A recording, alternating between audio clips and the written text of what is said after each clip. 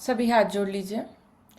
नमो अरहंताणं, नमो सिद्धाणं, नमो आयर्याणं, नमो उवछायाणं, नमो लोये सवसाहूणम्। वन्दितु सवसिद्धे ध्रुवमचलमणोवमं गदिं पत्ते, वोच्छामि समयपाहुड मृणमो सुधकेवली भणिदम्।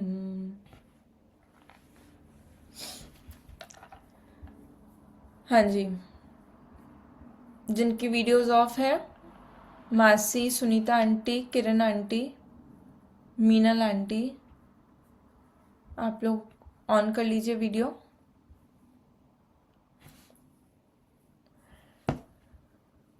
हमारी चर्चा समय सारजी पे चल रही है और उसमें हमने अभी तक 7वीं गाथा तक विषय को देखा है। और 7वीं गाथा तक का जो विषय रहा है हमारा पूरा, वो आप लोग को ख्याल में होगा। कोई प्रश्न? अभी 3 से 4 दिन का ब्रेक रहा है, तो आप लोगों को समय मिला होगा थोड़ा पढ़ने का। किन्हीं को कोई प्रश्न है? विषय आप लोग देख पाए थे? किरण आंटी नहीं, लता आंटी नहीं। अभी आप लोग का असाइनमेंट्स चल रहा है side by side? Okay, second assignment पे है अभी। लता आंटी फर्स्ट पे है। ओके, ठीक है। चलिए, तो अभी फिर प्रश्न नहीं है तो हम चर्चा आगे बढ़ाते हैं। आप लोगों को बाद में जब पढ़ के, और जैसे एग्ज़ाम के समय भी अगर कहीं पे कुछ लगता है तो आप लोग मुझसे कांटेक्ट कर सकते हैं कभी भी, किसी भी चीज़ के लिए। ठीक है, पढ़ते हैं आगे फिर। आज हमारी चर्चा 8वीं गाथा से प्रारंभ होनी थी, तो पेज नंबर आप लोग निकाल लीजिए, 90। हम प्रारंभ करते हैं। ठीक है, निकाल लिया आप लोगों ने? पढ़ती हूँ। अभी तक जो चर्चा चली थी, 7वीं गाथा तक, उसमें मुख्य रूप से 6ठी 7वीं गाथा में हमने देखा था कि जहाँ पर द्रव्य दृष्टि का जो विषय आत्मा है उसकी मुख्य रूप से चर्चा रही है, उसको ही, उसके स्वरूप के बारे में बात की गई है। और उसके बारे में बात करते हुए ये बताया है कि इस द्रव्य दृष्टि के विषय में जितने भी व्यवहार नय के कथन हैं वो कैसे हो जाते हैं, कंप्लीटली गौण हो जाते हैं। क्योंकि ये जो आत्मा की बात है, ये प्योरली जो द्रव्यार्थिक नय का विषयभूत द्रव्य है, परम भाव, परम पारिणामिक तत्व, जिस जिस इस तत्व को जो विषय बनाता है, ऐसा द्रव्यार्थिक नय प्लस जो निश्चय नय है, कौन सा? परम शुद्ध निश्चय नय, वो भी इसी द्रव्य, जो द्रव्य दृष्टि के विषयभूत द्रव्य है उसे विषय बनाता है। तो उसके स्वरूप के बारे में चर्चा करते टाइम हमने देखा था 6वीं 7वीं गाथा के माध्यम से कि किस प्रकार से जो चारों प्रकार के व्यवहार नए हैं, चारों ही प्रकार के जो नए हैं, इनफैक्ट जो पर्यायभूत निश्चय नय के भेद हैं, निश्चय नय के वो भेद जो पर्याय को विषय बनाते हैं। ऐसा अशुद्ध निश्चय नय जो अशुद्ध पर्यायों को विषय बनाता है, साक्षात शुद्ध निश्चय नय और एक देश शुद्ध निश्चय नय जो शुद्ध पर्यायों को विषय बनाते हैं। और साक्षात शुद्ध निश्चय नय जो कंप्लीट शुद्ध पर्यायों को विषय बनाता है, और एक देश शुद्ध निश्चय नय जो आंशिक शुद्धता वाली जो पर्याय है उन्हें विषय बनाता है। इस प्रकार से ये जो निश्चय नय के भी भेद है उनका भी एक तरह से निषेध करता है। कौन? वो परम शुद्ध निश्चय नय। क्यों? क्योंकि उसका जो विषयभूत द्रव्य है वो द्रव्य में कोई भी पर्याय मात्र भी ही इंक्लूड नहीं होती है। हमने और ये भी चर्चा देखी थी कि किस प्रकार से पर्याय को द्रव्य से अभेद कहने की बात आती है। उस अभेद में हमें क्या समझना है? क्या वो पर्याय उसी तरीके से अभेद है जिस तरीके से उसके अंदर जो गुण और धर्म है द्रव्य में, क्या वो जिस तरीके से अभेद है वैसे ही अभेद पर्याय भी है क्या? इस प्रकार से अनेक प्रश्न के माध्यम से और हमने इस विषय को बहुत ही गंभीरता से यहाँ देखा था, द्रव्य दृष्टि का जो विषय था। फिर जब व्यवहार नय की बात चल रही थी और व्यवहार का ही निषेध किया गया था, तो प्रश्न उठाया गया था लास्ट में कि फिर जब व्यवहार का निषेध ही किया जाता है तो हम व्यवहार नय की चर्चा ही क्यों करते हैं? तो उसके उत्तर स्वरूप ये 8वीं गाथा का उद्भव होता है, जिसे हम यहाँ देखेंगे। ठीक है, पढ़ते हैं। यदि चारों ही प्रकार के व्यवहार नय हेय है, निषेध करने योग्य है, तो फिर एक निश्चय का ही कथन करना चाहिए था। व्यवहार का कथन ही क्यों किया? इस प्रश्न के उत्तर में 8वीं गाथा का जन्म हुआ है, जो इस प्रकार है।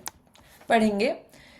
जहण विसकमणज्जो अणज्ज भासं विनादुगाहेदुं तह व्यवहारेण विना परमत्थोपदेशनमसक्कम्। जिस प्रकार अनार्य यानी म्लेच्छ, ये म्लेच्छ शब्द का प्रयोग टीका में किया गया है। गाथा में अनार्य शब्द यानी अनार्य को डिनोट करने वाला शब्द है। जिस प्रकार अनार्य यानी म्लेच्छ भाषा के बिना अनार्य जन को कुछ भी समझा पाना संभव नहीं है, उसी प्रकार व्यवहार के बिना परमार्थ का कथन अशक्य है। तो ये बहुत ही सिंपल शब्दों में कुंद-कुंदाचार्य ये बात रखते हैं कि भले ही व्यवहार का निषेध किया जाता है, पर व्यवहार भी जरूरी है। क्यों जरूरी है? क्योंकि हमें निश्चय तक पहुंचना है, इसलिए। और व्यवहार उसमें हेल्प करता है। किस तरीके से हेल्प करता है? तो कहते हैं कि भाई किसी म्लेच्छ भाषी, कोई ऐसा व्यक्ति जो हमारी भाषा नहीं समझता हो, उसे यदि हमें कोई बात समझानी है तो हमें उसी की भाषा में उसको समझाना पड़ेगा। उसी प्रकार निश्चय की बात को समझाने के लिए, निश्चय की बात ऐसी है कि वो सीधी बोल दो तो समझ में नहीं आएगी, तो उसके लिए हमें व्यवहार का, दूसरी चीजों का सहारा लेकर के आत्मा को समझाना पड़ेगा, और उसको समझाने के लिए हमें व्यवहार का सहारा लेना पड़ता है। इस प्रकार से इस गाथा का, पूरी गाथा में, पूरे ये चर्चा में इसके अलावा कोई बहुत डिफरेंट बात हो ऐसा नहीं आया है। तो बहुत क्विकली इस गाथा को हम देखेंगे। उक्त गाथा का भाव स्पष्ट करते हुए आचार्य अमृतचंद्र ने जो टीका लिखी है उसका भाव इस प्रकार है।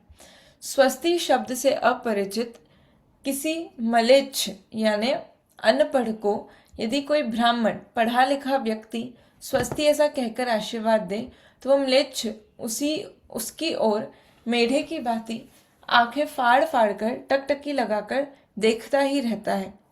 समझ आया? उदाहरण समझ आया? अभी पूरा नहीं हुआ है, लेकिन इतना तो आप लोग को ख्याल में आया होगा। यहाँ पर रखा है म्लेच्छ भाषी की जगह कोई अनपढ़ व्यक्ति, और ब्राह्मण की जगह कोई पढ़ा लिखा व्यक्ति, और उसको कोई ऐसा साहित्यिक शब्द बोल दो। अब जैसे यहाँ पर स्वस्ति शब्द कहा, अब स्वस्ति शब्द हम में से भी कितने लोगों को नहीं पता होगा उसका एग्जैक्ट मीनिंग क्या है।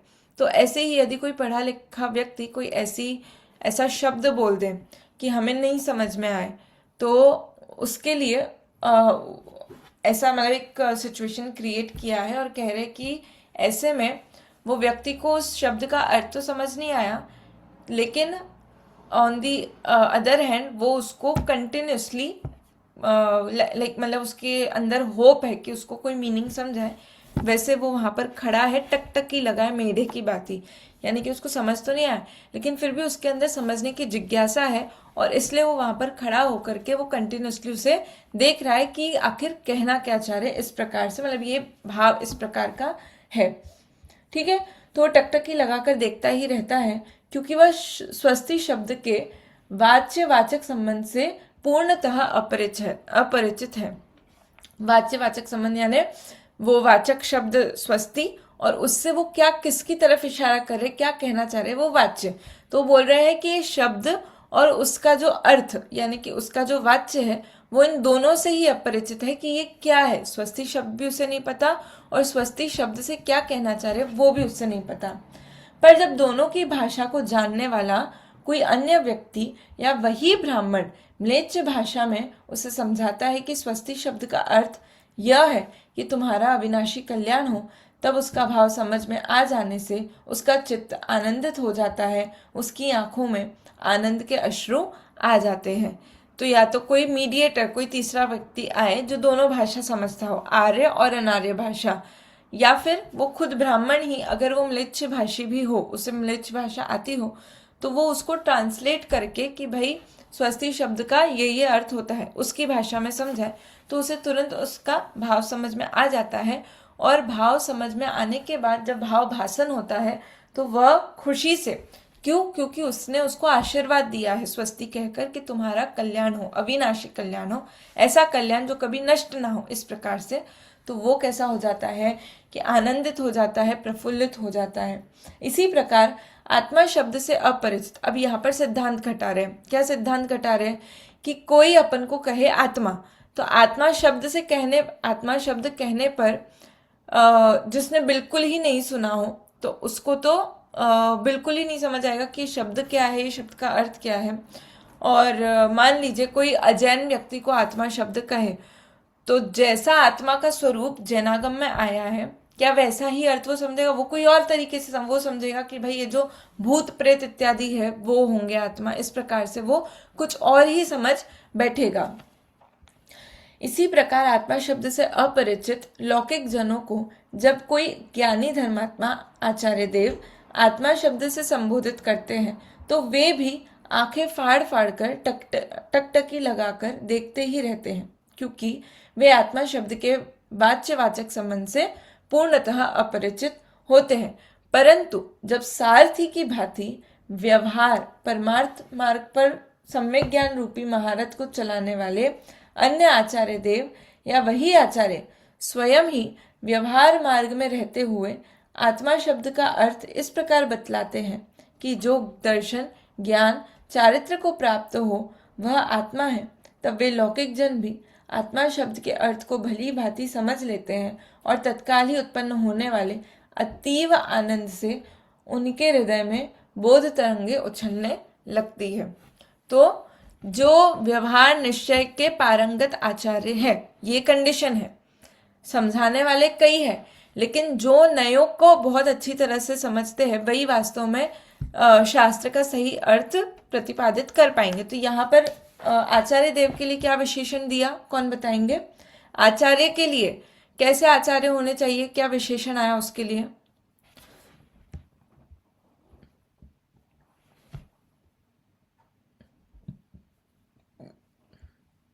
हाँ मीनल आंटी। सम्यक ज्ञान रूप महारथ को चलाने वाले। हाँ बिल्कुल सही। सारथी की भांति, मैं तो कहा कि सारथी, कोई सारथी हो, वो कैसे है? व्यवहार परमार्थ मार्ग पर सम्यक ज्ञान रूपी महारथ को चलाने वाले, यानी कि वो आचार्य देव मोक्ष मार्ग में गमन करते, बराबर। तो यहाँ पर विजुअलाइज किया कि वो मार्ग कैसा है, व्यवहार परमार्थ रूप मार्ग है, उस पर वो कैसा रथ चला रहे हैं, कैसा रथ चला रहे हैं? सम्यक ज्ञान रूपी, सम्यक ज्ञान रूपी महारथ को चला रहे हैं। तो यानी कि सम्यक ज्ञान पूर्वक वो व्यवहार और निश्चय के दोनों के उपदेश को भली भांति समझते हुए, इस प्रकार का यहाँ पर भाव है। अन्य आचार्य देव हो कोई, या फिर वो स्वयं आचार्य खुद ही जब व्यवहार का आश्रय लेकर के उसको समझाते हैं। पहले सिर्फ आत्मा कहा, आत्मा मतलब आत्मा एक अखंडित आत्मा की बात की, लेकिन उसको तो समझ नहीं आया कि आत्मा मतलब क्या, आत्मा के अंदर क्या क्या है, आत्मा चीज क्या है, इस प्रकार से। तो उसको भेद करके, आत्मा को भेद करके जब समझाया गया कि भाई आत्मा कैसा है, आत्मा कौन है, तो बोले जो जानता है वो आत्मा है, जो देखता है वो आत्मा है। अब ये जानना देखना अनुभव करने वाली चीज तो बहुत बेसिक है, हम पर पदार्थों को कंटिन्यूसली जानते ही है।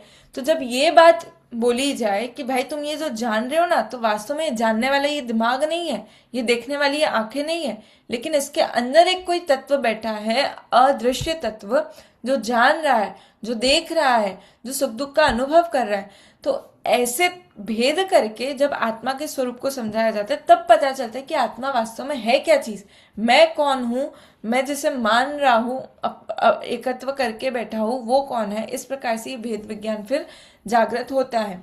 तो इस प्रकार से यहाँ पर भेद करके व्यवहार का आश्रय लेकर, तो ये भेद करना कौन से नय का विषय हुआ, कौन से व्यवहार नय का विषय हुआ, ये भेद करके समझाना, गुण भेद इत्यादि करके। अनुचरित सद्भूत व्यवहार नय। बिल्कुल सही।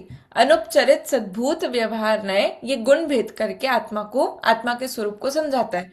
तो ये अल्टीमेटली निश्चय रूप जो आत्मा है उसको समझाने के लिए व्यवहार भूत जो भेद है उसका सहारा लेकर के आत्मा को समझाया जाता है। ठीक है, ये बहुत इनिशियल स्टेज है जहां पर सामने वाले व्यक्ति को कोई आइडिया नहीं है कि यहाँ क्या बात चल रही है, तो उसे समझाने के लिए व्यवहार सबसे पहले जरूरी है। व्यवहार को समझाए बिना आप सीधे अपनी बात नहीं रख सकते, व्यवहार का आश्रय लिए। इसलिए ये सबसे पहला कदम। हम इस स्टेज पे पहुंच गए हैं जहां पर अभी हम कंप्लीटली परमार्थ को तो ग्रहण नहीं किया, परमार्थ के विषयभूत आत्मा को तो ग्रहण नहीं किया है, लेकिन हम इतने लो लेवल पे भी नहीं है कि हमें एकदम बेसिक से शुरू करना पड़े। हम उस लेवल पे पहुंच चुके हैं जहां पर हम किंचित व्यवहार का निषेध भी कर सकते हैं और किंचित व्यवहार का ग्रहण करते हुए हम आगे बढ़े, इस प्रकार से। ठीक है, तो इस प्रकार से फिर वो दर्शन ज्ञान चारित्र को प्राप्त ऐसा आत्मा इस प्रकार से जब समझाते हैं तो फिर यहाँ पर जो जीव है वो कैसा हो जाता है, तत्काल ही उसको आनंद होता है, उसके अंदर बोध तरंगे उछलने लगते। तो यहाँ पर बोध से हम ये भी समझ सकते हैं कि जैसे सम्यक ज्ञान प्रकट हो गया हो अथवा भेद विज्ञान प्रकट हो गया हो, इस प्रकार से। इस प्रकार जगत म्लेच्छ के तथा व्यवहार नए म्लेच्छ भाषा के स्थान, इस प्रकार जगत म्लेच्छ के तथा व्यवहार नए म्लेच्छ भाषा के स्थान पर होने से व्यवहार नए परमार्थ का प्रतिपादक है, इसीलिए व्यवहार नए स्थापित करने योग्य भी है। तथापि ब्राह्मण को म्लेच्छ तो नहीं बन जाना चाहिए, इस वचन से व्यवहार नए अनुसरण करने योग्य नहीं है। अब इस गाथा में दो इंपॉर्टेंट पॉइंट्स हैं। म्लेच्छ भाषी को समझाने के लिए, कोई म्लेच्छ व्यक्ति है उसको समझाने के लिए म्लेच्छ भाषा का प्रयोग तो करना, वैसे ही कोई व्यवहारी जीव है, कोई लौकिक जीव है, उसको समझाने के लिए व्यवहार नय का आश्रय तो लेना, लेकिन जो व्यवहार नय से समझा रहा है ऐसा कोई आचार्य, ऐसा कोई ज्ञानी जीव हो, क्या वो व्यवहार का ही आश्रय लेकर के बैठ जाए क्या वो व्यवहार को ही परमार्थ मान करके बैठ जाए क्या, वहीं अटक जाए क्या? नहीं, वो व्यवहार नय का आश्रय तो बस समझाने के लिए लिया है, परंतु वो व्यवहार नय का आश्रय अनुसरणीय हो। अनुसरणीय मतलब यही करने योग्य हो, ऐसा है क्या? तो बोले ऐसा नहीं समझना चाहिए, वो मजबूरी है। एक तरह से ये समझना, क्या मजबूरी है कि हमें व्यवहार से समझना और समझाना पड़ रहा है, लेकिन वास्तव में वो ग्रहण करने योग्य नहीं है। समझाने के लिए तो हमें चाहिए, लेकिन उसकी वैल्यू, उसकी रेलेवेंस कब तक है? बस समझने समझाने तक। जब बात ग्रहण करने की आती है, उस विषय ग्रहण करने की बात आती है, तब व्यवहार नय का निषेध ही होता है। वो कभी भी अनुसरण करने योग्य नहीं है, वो यानी उसका जो विषय है वो कभी भी अनुसरण करने योग्य नहीं है। फिर इसी बात को देखिए, और नेक्स्ट जो बात आ रही है इसी बात का और स्पष्टीकरण है और खुलासा किया गया है, तो हम उसे स्किप करेंगे। देखिए इधर आइए, ध्यान रहे, पेज नंबर 92 पे मिला, सेकंड पैराग्राफ। ध्यान रहे यह व्यवहार नय की हेयोपादेयता पर विचार करते हुए उदाहरण के रूप में व्यवहार नय का वही भेद लिया गया है जो सातवीं गाथा में कहा गया था, दर्शन ज्ञान चारित्र वाला आत्मा। इस प्रकार से जो सातवीं गाथा में बात आई थी उसी का ही यहाँ पर रेफरेंस लेकर के एग्जाम्पल में लिया है। आत्मा शब्द से अपरिचित व्यक्ति से यदि आत्मा आत्मा ही कहते रहे तो उसकी समझ में कुछ भी नहीं आएगा, पर जब उसे इस प्रकार समझावे कि जो जाने वो आत्मा, देखे सो आत्मा, तो उसकी समझ में आसानी से आ जाता है। परंतु इस प्रकार के विकल्पों में उलझे रहने से आत्मा की अनुभूति नहीं होती। जो ऊपर बात है कि भाई व्यवहार अनुसरणीय नहीं है, व्यवहार का आश्रय करने योग्य नहीं है, तो उसी बात का खुलासा किया गया कि क्या कह रहे हैं, व्यवहार से आत्मा को जाना यानी दर्शन वाला, ज्ञान वाला, सुख वाला आत्मा। अब इन्हीं विकल्पों में हम उलझे रहे, व्यवहार में ही हम उलझे रहे, तो हम परमार्थ आत्मा तक नहीं पहुंच पाएंगे। और आत्मा की अनुभूति होना, आत्मा की अनुभूति होना ही वास्तविक आत्मज्ञान है।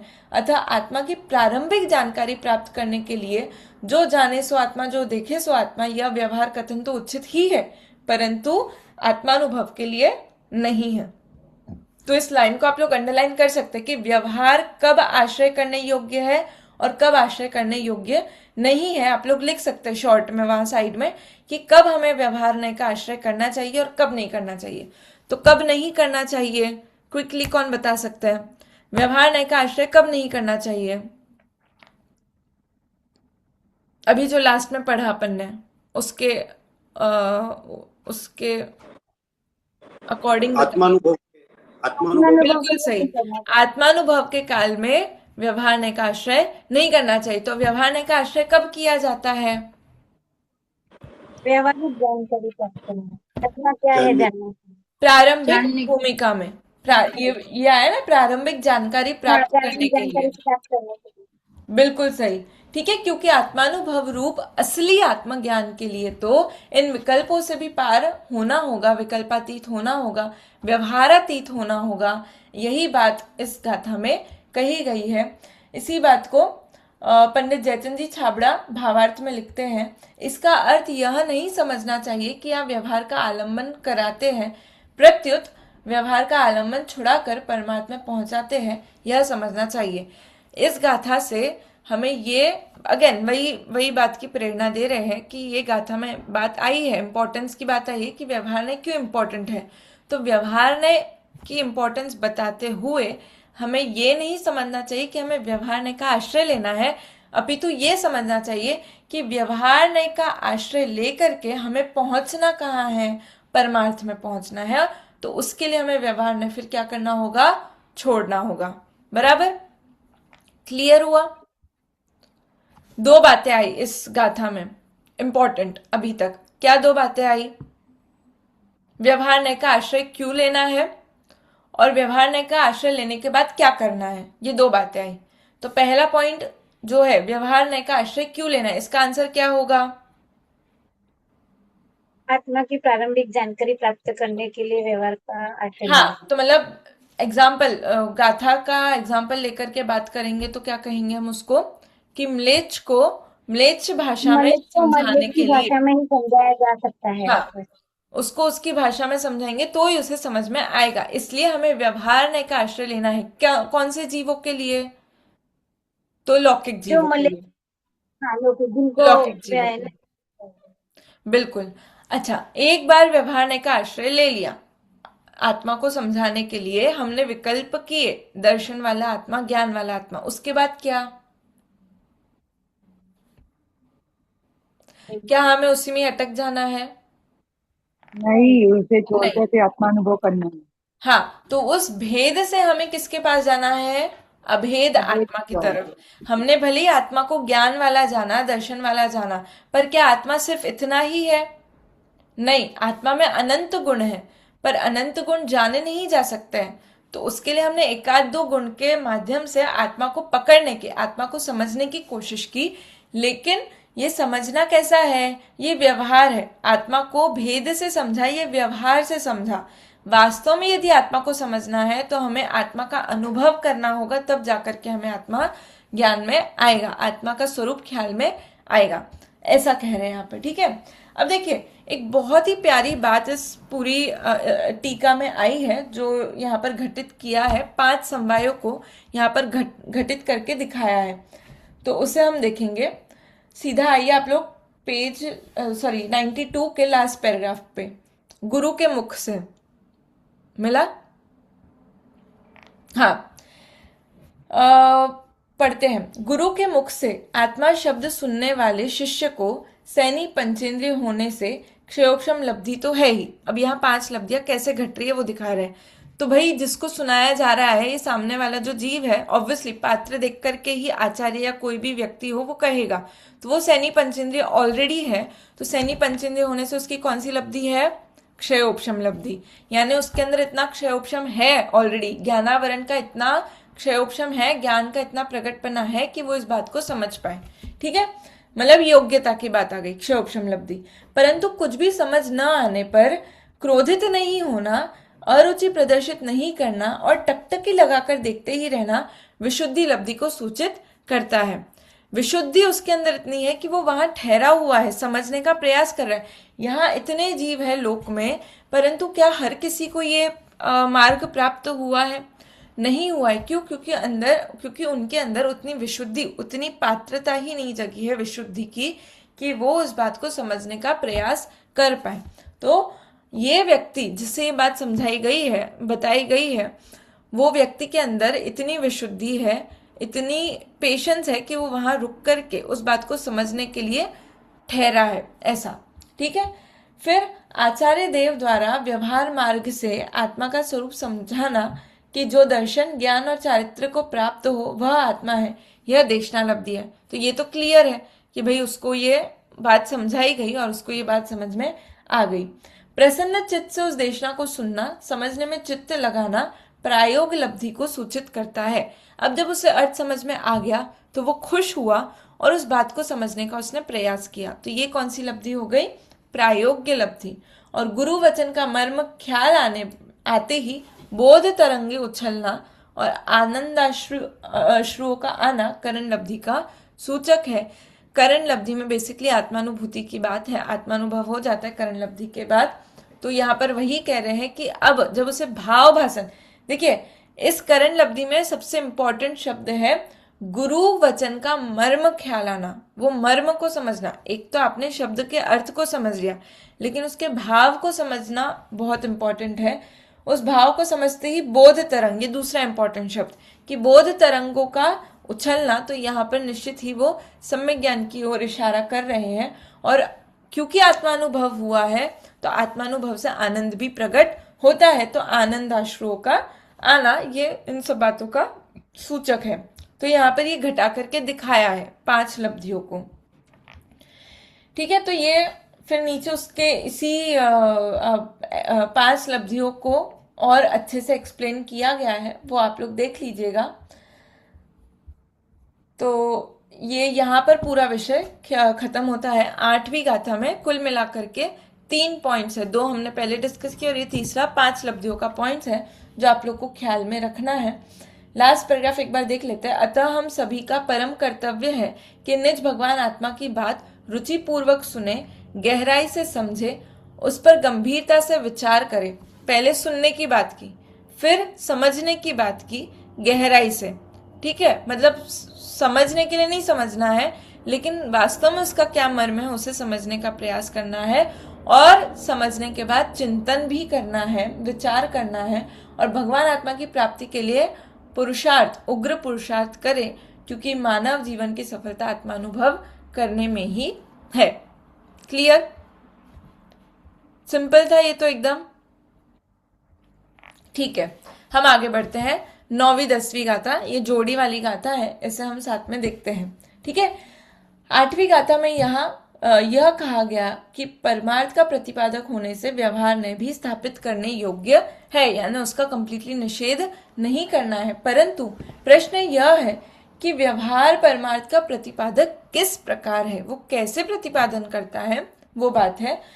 इस प्रश्न के उत्तर में ही 9वीं तथा 10वीं गाथाएं लिखी गई हैं, जो इस प्रकार है। पढ़ेंगे।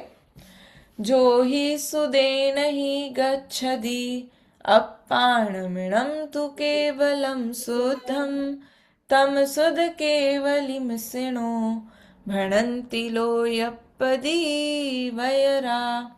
जो सुदनाणं सवं जानधि सुद केवली तमाहुजना नाणम अप्पा सवं जमहा सुद केवली तमहा। जो जीव श्रुत ज्ञान के द्वारा केवल एक शुद्धात्मा को जानते हैं, उसे लोक के ज्ञाता ऋषिगण निश्चय श्रुत केवली कहते हैं। और जो सर्वश्रुत ज्ञान को जानते हैं, उन्हें जिनदेव व्यवहार श्रुत केवली कहते हैं, क्योंकि सब ज्ञान आत्मा ही तो है। बहुत ध्यान से समझिए। सबसे इंपॉर्टेंट चीज इसमें ध्यान देने वाली ये है कि यहाँ पर लोक के ज्ञाता ऋषिगण और जिनवर देव, इनका रेफरेंस लिया गया है इससे ये बात फिर से स्पष्ट कर देना चाहते हैं आचार्य कुंद कुंदेव कि ये जो बातें आ रही है ये बातें मैं अपने मन से नहीं कह रहा हूँ, ये बातें भगवान की वाणी में अथवा ऋषिगण जो है यानी कि उनकी परंपरा में जो पहले आचार्य वगैरह हुए हैं उनके माध्यम से ये बात मुझे प्राप्त हुई है जो मैं यहाँ कह रहा हूँ। ये बात अकेले कुछ गाथाओं कुछ गाथाओं के लिए नहीं है, ये बात थ्रू आउट पूरा जितना भी विषय समय सारजी वगैरह में आया है उसके लिए है, परंतु ये बात भूल ना जाए इसलिए बीच बीच में जिनवर देव अथवा बाकी श्रुत केवली वगैरह का रेफरेंस देकर के आचार्य देव ये याद दिलाना चाहते हैं रीडर्स के लिए कि भाई आप ये बात समझ के रखिए कि मैं अपने मन से कुछ नहीं कह रहा हूँ। एक दूसरा ये कि हम क्योंकि ये भगवान की वाणी का ही अंश है तो हम उसे उतनी गंभीरता से समझने का प्रयास करें, इसे हंसी मजाक में अथवा हल्के में ना ले, इस प्रकार से ये भाव। ठीक है, अब देखिए इन दो गाथाओं के माध्यम से निश्चय और व्यवहार शुद्ध केवली की बात आई है। ठीक है, निश्चय शुद्ध केवली अलग और व्यवहार शुद्ध केवली अलग हो ऐसा नहीं है, व्यक्ति एक है। उस एक व्यक्ति के बारे में हम उसे निश्चय से देखेंगे, निश्चय नय की दृष्टि से देखेंगे तो क्या डेफिनेशन बनेगी, व्यवहार नय की दृष्टि से देखेंगे तो क्या डेफिनेशन बनेगी। तो डेफिनेशन ये है कि जो आत्मा को जाने किसके द्वारा, अपने श्रुत ज्ञान के द्वारा, उसका जो वो कोई जीव हो उसका अपना जो ज्ञान है श्रुत ज्ञान है उसके द्वारा कोई जीव यदि अपनी आत्मा को जानता है तो वह क्या कहलाता है, श्रुत केवली। लेकिन कैसा श्रुत केवली, निश्चय से, यानी निश्चय नय कहेगा कि श्रुत केवली वो ही है जिसे अपनी आत्मा का ज्ञान हो। और व्यवहार से श्रुत केवली कौन है, जिसे हम नॉर्मली जो डेफिनेशन हम समझते हैं कि जिसे द्वादशांग का ज्ञान हो वो कैसा है, श्रुत केवली कहलाता है। तो वो जो डेफिनेशन है कि जो द्वादशांग के ज्ञानी है वे श्रुत केवली होते हैं, वो व्यवहार से कथन है। वास्तव में श्रुत केवली तो वो है जो अपने शुद्ध ज्ञान के आश्रय से आत्मा को समझते हैं, आत्मा का अनुभव करते हैं। ठीक है, क्लियर हुआ व्यवहार से शुद्ध केवली कौन और निश्चय से कौन, कोई बता पाएंगे? बिना देखे ट्राई करेंगे एक बार, नहीं तो देख के बोल सकते हैं। जो सर्वश्रुत ज्ञान से जानेंगे वो व्यवहार केवली, और केवल आत्मा से आत्मा को जानेंगे, आत्मा को जानेंगे वो निश्चय श्रुत केवली। बहुत सुंदर, बिल्कुल सही जवाब आपका। ठीक है, अब देखिए आत्मख्याति में आचार्य अमृतचंद्र इस प्रकार स्पष्ट करते हैं। हम अमृतचंद्राचार्य की बात पहले देखते हैं। यहाँ पर जो श्रुत ज्ञान के बल से केवल शुद्ध आत्मा को जानते हैं वे श्रुत केवली है, यह परमार्थ कथन है। और जो सर्वश्रुत ज्ञान को जानते हैं वे श्रुत केवली है, यह व्यवहार कथन है। अब यहाँ विचार करते हैं कि उपर्युक्त सर्व ज्ञान आत्मा है या अनात्मा। अब देखिए ये बात बताने के बाद वो कह रहे हैं कि जो संपूर्ण ज्ञान है, सर्वश्रुत ज्ञान है, द्वादशांग का ज्ञान है, यह आत्मा है या अनात्मा। तो बेसिकली यहाँ पर यह बात घटाई जा रही है कि जो आत्मा को जानता है वो सर्वश्रुत ज्ञान को जानता है, उस बात को यहाँ पे प्रूव करने की कोशिश कर रहे हैं। तो उसके लिए पहला प्रश्न ये उठाया कि जो संपूर्ण ज्ञान है, सर्व ज्ञान है, वो आत्मा है कि अनात्मा है? आप लोग बताइए, वो आत्मा है कि अनात्मा है? क्या हो सकता है इसका आंसर? आत्मा है। क्यों है आत्मा? क्योंकि उसमें शब्द ही आया है ज्ञान, और ज्ञान सिर्फ आत्मा में पाया जाता है और किसी में नहीं पाया जाता है। बराबर, इतनी बात क्लियर है?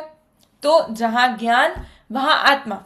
अब चाहे कम ज्ञान हो चाहे पूरा ज्ञान हो, वो ज्ञान किसका होगा? आत्मा का होगा। बराबर, तो इसी लाइन पे ये पूरी चर्चा आ रही है। देखिए यहां विचार करते हैं सबसे पहले, उपर्युक्त सर्व ज्ञान आत्मा है या अनात्मा? अनात्मा कहना तो ठीक नहीं है क्योंकि जड़ अनात्मा तो आकाश आदि 5 द्रव्य है, किंतु उनका ज्ञान के साथ तादात्म्य नहीं है। तादात्म्य यानी उस रूप होना, तो ज्ञान वही आत्मा, आत्मा वही ज्ञान, वही तादात्म्य। अतः अन्य उपाय का अभाव होने से ज्ञान आत्मा ही है। अन्य उपाय यानी और कोई कैंडिडेट खड़ा नहीं है वहां पर, और कोई उपाय है नहीं कि हम सिद्ध कर पाए कि ज्ञान अन्य अनात्माओं में भी हो। तो अन्य उपायों का अभाव होने से ये बात तो सिद्ध है कि ज्ञान आत्मा ही है, ज्ञान अनात्मा नहीं है। क्लियर इतना? फिर देखिए, यही सिद्ध होता है, हाँ ज्ञान आत्मा ही है, यही सिद्ध होता है, इसलिए यह सहज ही सिद्ध हो गया कि सर्वश्रुत ज्ञान भी आत्मा ही है। चूंकि जब ज्ञान आत्मा है तो चाहे आधा ज्ञान हो चाहे पूरा ज्ञान हो, सर्वश्रुत ज्ञान भी क्या हो जाएगा। यहाँ पर सर्वश्रुत ज्ञान की बात चली, इसलिए फिर उसकी बात की कि जो सर्वश्रुत ज्ञान है वो भी कैसा है, आत्मा ही है। ऐसा सिद्ध होने पर यह पारमार्थिक तथ्य सहज ही फलित हो गया कि जो आत्मा को जानता है